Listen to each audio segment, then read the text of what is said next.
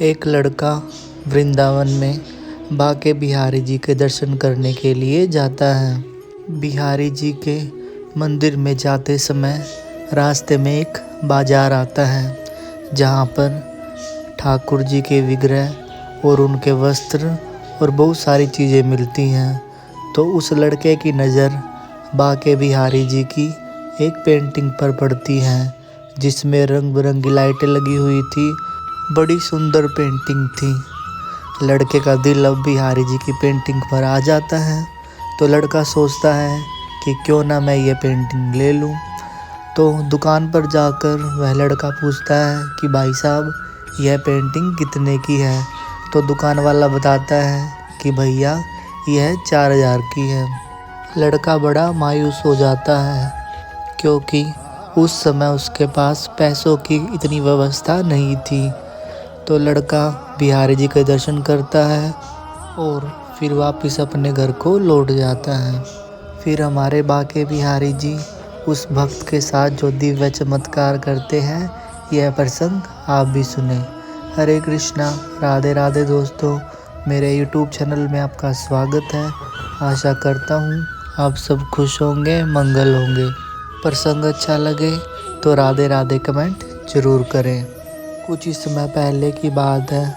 बाके बिहारी जी का एक भक्त जिसका नाम राकेश है, वह अपने घर बात करता है कि मम्मी पापा, क्यों न हम सब बिहारी जी के दर्शन करने के लिए वृंदावन चलें।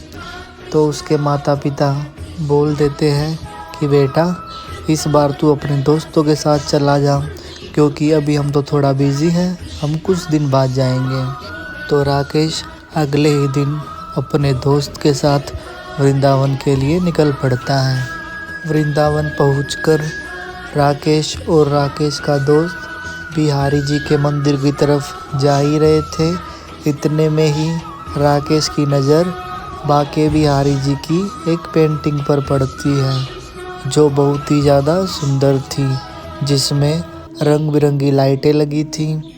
राकेश को वह पेंटिंग बहुत ही ज़्यादा पसंद आती है और राकेश का मन होता है कि वह इस पेंटिंग को अपने घर लेकर जाए।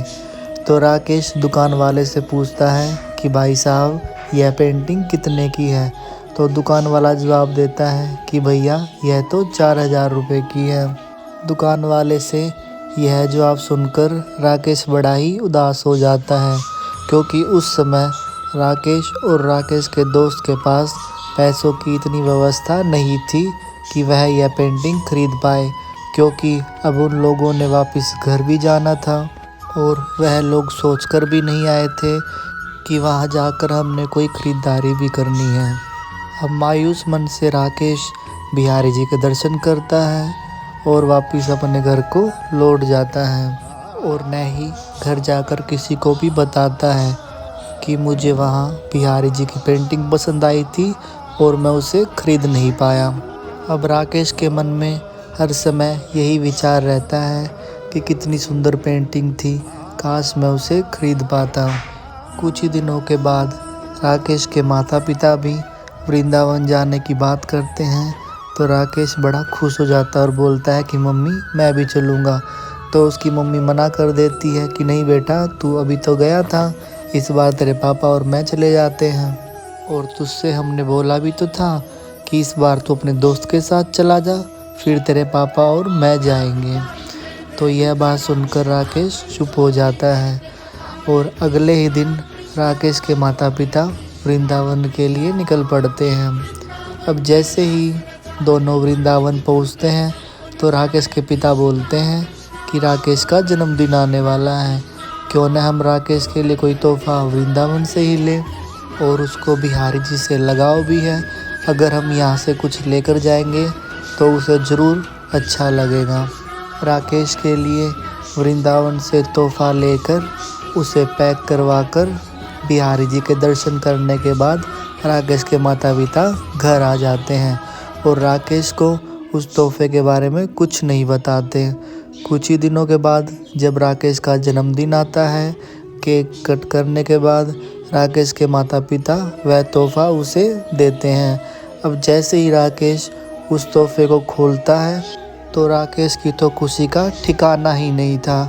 खुशी के मारे राकेश की आंखों से आंसू आ जाते हैं। राकेश के माता पिता तोहफे के तौर पर वही पेंटिंग लेकर आए थे जो राकेश को वृंदावन में पसंद आई थी। राकेश जोर से उस पेंटिंग को अपने गले से लगा लेता है और अपने माता पिता को इस तोहफे के लिए अनेकों धन्यवाद करता है और साथ ही में अपने बिहारी जी को भी धन्यवाद करता है कि वह स्वयं उनके माता पिता के द्वारा उनके घर आ गए।